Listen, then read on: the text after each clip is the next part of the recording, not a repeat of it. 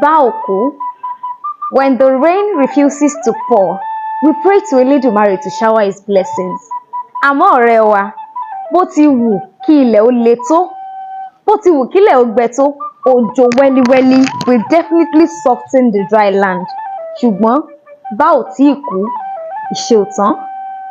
Sórí, bí ẹkún bá pẹ́ dalẹ́, the morning shall bring forth joyful songs. Even when it seems there is no light at the end of the tunnel, ìmọ́lẹ̀ á tàn like the morning sun. Ṣùgbọ́n bá ò bá tíì kú, ìṣe ò tán. When failure sings joyously, do not forget he who dies is the one forgotten. When there is life, there is hope. Má gbàgbé o pé bá ò bá tíì kú, ìṣe ò tán. They say ẹyin ní ń dàkúkọ.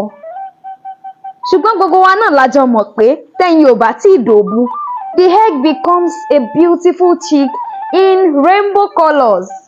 Do not forget, má gbàgbé rárá pé bá ò kú, ìṣe ò tán. The journey might look like it's not ending. Ṣùgbọ́n rántí o, rántí pé where you are coming from is longer than where you come from. He who dies along the way is the lost one. Má gbàgbé rárá pé bá a bá tíì kú, ìṣe ò tán. Bọ̀dá Táyé ló ní wí bẹ́ẹ̀, Dúdúyẹmí ló kọ mi.